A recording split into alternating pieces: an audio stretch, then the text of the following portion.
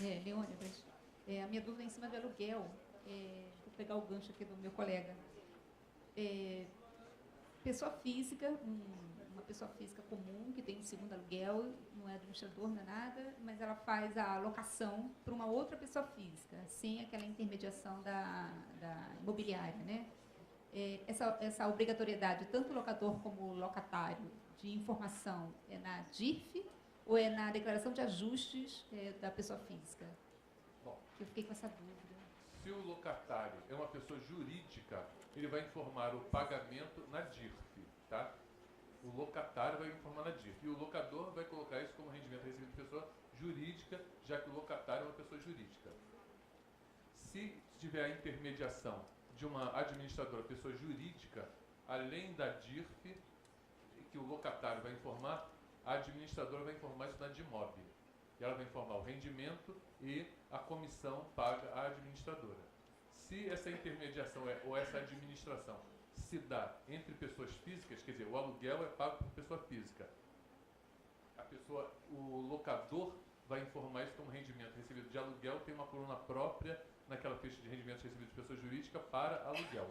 Tá?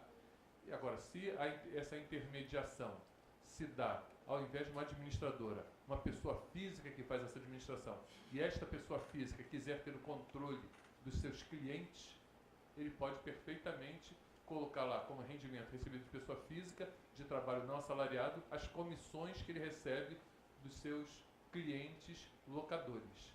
E aí ele pode ou não preencher o CPF. E não vai estar obrigado a preencher o CPF. Vai preencher se quiser. Se você recebe de pessoa física, mês a mês você é obrigado a pagar o carnê-leão. Tá? E o ajuste vai ser, digamos, o fechamento. Se você, além daquele rendimento de aluguel, você tiver algum outro rendimento que se soma a ele, você vai fazer o ajuste, possivelmente vai pagar mais do que você pagou no carnê-leão. Se, digamos, na declaração, no ajuste da declaração, você tiver deduções que não foram consideradas no cálculo do carnê-leão, muito possivelmente você vai ter restituição. Lembrando uma coisa, deixa eu aproveitar o gancho e falar uma coisa aqui.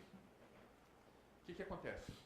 A gente tem diversas ideias, diversos planos para implementar na declaração. Esse ano, infelizmente, não deu para a gente implementar tudo que a gente pretendia. Mas eu vou preveni-los, para que vocês previnam os seus clientes, que para o ano que vem a gente pretende colocar mais uma coluna nesse quadro de rendimentos recebidos de pessoa física. Por quê?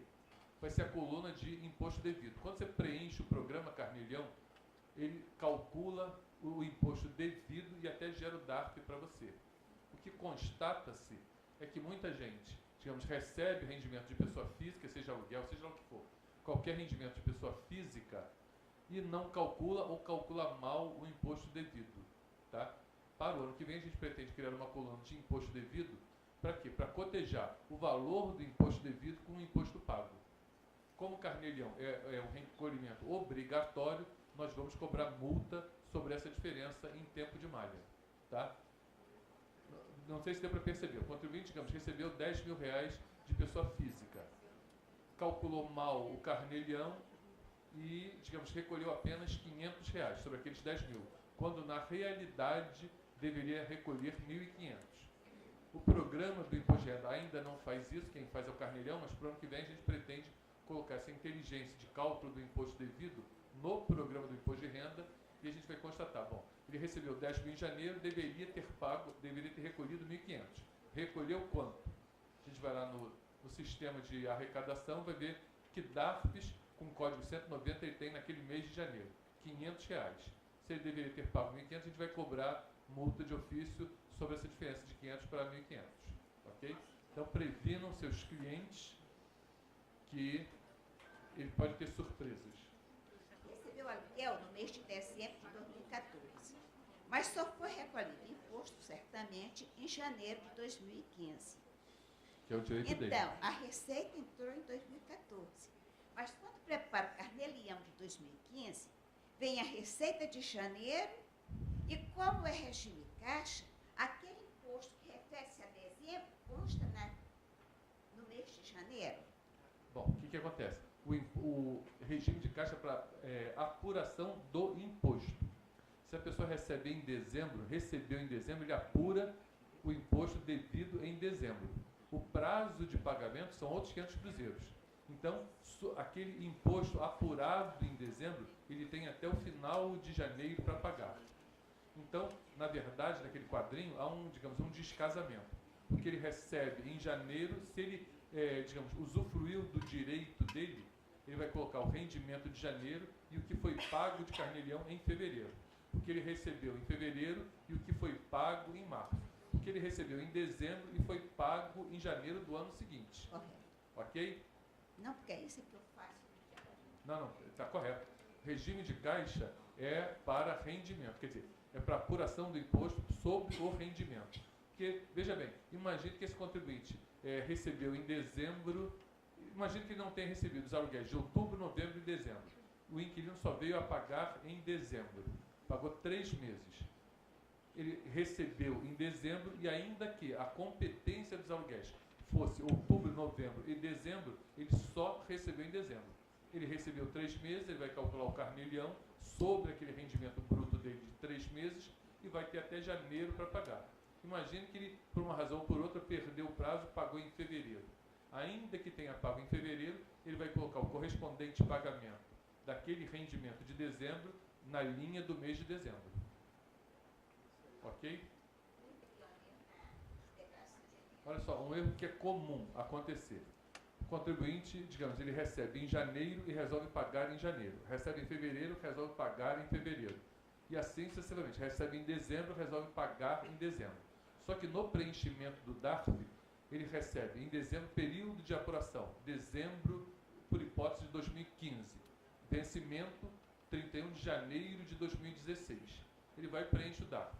Período de apuração, 31 de dezembro de 2015, vencimento 31 de dezembro ou 30 de dezembro de 2015. E aí o que acontece? Ele acaba confundindo digamos, o que ele pagou em janeiro se referia ao próprio janeiro. Quer dizer, ele acaba confundindo, ele traz um pagamento que seria referente a dezembro, ele traz para janeiro. Não sei se vocês perceberam, ele desloca todo o pagamento dele um mês antes. E aí, se os valores não forem exatamente iguais, num ano vai ficar sobrando, no outro vai ficar faltando. E aí sim, dá malha. Por quê? Porque o conta corrente vai buscar período de apuração e data de vencimento. Se ele confunde, ele, digamos, mistura o período de apuração com a data de vencimento, o conta corrente é capaz de se perder e não vai considerar aquele pagamento no mês correto. Tá? Imagine que, digamos, em dezembro, ele apurou um imposto de, por hipótese, R$5.000, que ele teria até janeiro para pagar. Tá? E ele pagou no próprio dezembro, ele vai botar aquele pagamento de dezembro ali. E aí, quando chega janeiro, ele coloca, digamos que o rendimento dele foi menor, ele teria um imposto apurado de, digamos, R$1.000, não, seria o contrário. Está meio confuso, mas eu acho que vocês entenderam. O que acontece? Não pode haver o deslocamento ele não pode fazer o casamento do pagamento com o recebimento, a menos que ele faça isso, ele pague no mesmo mês do recebimento.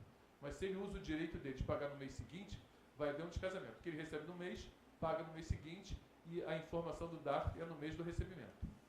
Ok? Ou seja, o pagamento tem que respeitar a competência do recebimento, né? Sim, sim. O pagamento é na mesma linha do mês do recebimento, ainda que ele tenha pago num momento diferente, num mês diferente. Ok? Agora, então, Leone, esse contribuinte pode cair na malha por conta disso, por quê? Porque o valor que ele pleiteia como carnê-leão pago está diferente daquilo que a Receita considerou para aqueles meses. Porque ele deslocou o pagamento. Ok? Não adianta escrever nada no DARF. O que o banco captura como informação é a data do período de apuração, data do vencimento, o CPF ou o CNPJ, o código e os valores. Não adianta, quer dizer, o que você escreve no DARF, descrição da finalidade, serve para o seu controle, nunca para a Receita, porque o banco não dá essa informação que você está prestando no DARF para a Receita. Então, para a Receita só vem esses dados: período de apuração, data de vencimento, o número de inscrição, CPF ou CNPJ, eventualmente a referência, se for parcelamento, a referência é importante, o código e os valores. Ok? Diga lá. Eu tenho mais algumas dúvidas. Eu queria saber se eu poderia emendar uma na outra. Claro, sim. Você comentou a respeito do taxista. Você falou em botando 10 mil, 12 mil e tal. Só que o taxista tem aquele caso da redução da base de cálculo. Então você ele vai vai botar só a informar ali diferença. o valor tributável. Só o tributável. Só o tributável. A Perfeito. exclusão ele deixa de fora. A outra, eu recebi uma declaração para fazer esse ano de um funcionário de um consulado. Eu nunca tinha observado isso e vi que não tem retenção na fonte. Ele paga no ajuste direto. É isso mesmo. É isso mesmo. O que acontece? Consulado é um organismo, não só consulado, os organismos internacionais, existe um acordo entre os países que um Estado não pode exigir que o outro retenha, ok? Então, o consulado, como qualquer outro organismo internacional, ele faz o pagamento e essa pessoa vai apurar o tributo e pagar como se fosse rendimento recebido do exterior, tá? Então, a única coisa que os organismos internacionais são obrigados a recolher é a contribuição previdenciária. Perfeito. Isso Então, acontece. Ele paga como se fosse pagamento à pessoa física, não faz DIRF e o beneficiário do pagamento vai informar isso como Rendimento tributável. como rendimento tributável. Ele até pode colocar lá coloca o CNPJ da fonte pagadora, mas ele vai pagar como carnê-leão. Perfeito. A outra... É como se fosse um rendimento recebido do exterior. Ok. A outra é uma situação de empréstimo. Eu tenho uma situação que uma pessoa pegou empréstimo com outra, fazer uma compra de um bem, e essa pessoa, credora, veio a falecer. Esse valor não foi para inventário, porque ela não tinha bens nenhum a inventariar, então, enfim, ninguém colocou isso em inventário. Então, está essa dívida lá no ônus reais dessa pessoa e como é que faz para a gente baixar isso? Eu diria que os herdeiros perdoaram a dívida. O que acontece? Neste caso, essa dívida é um direito dos herdeiros. Tá? Imagine, eu vejo muita gente que faz empréstimo. Se o credor falece, aquilo é um direito do herdeiro. Tá? É um direito do herdeiro, quer dizer, já era um direito da pessoa viva, vira um direito do espólio, quer dizer, faz parte do monte e é um direito dos herdeiros. Tá? Nesse caso, se os herdeiros não falarem nada, não reclamarem o direito, o devedor, eu diria que teve um perdão da dívida. Simplesmente. Eu posso dar entrada como herança e matar a dívida? Não seria uma herança, não. Seria o perdão da dívida. Sim, mas aí não vai bater, a variação não vai bater. Eu diria que isso é um rendimento isento, outros perdão da dívida. Eu poderia colocar em rendimento isento. Sim, para poder zerar a dívida. Para você justificar o pagamento dessa dívida. Ok?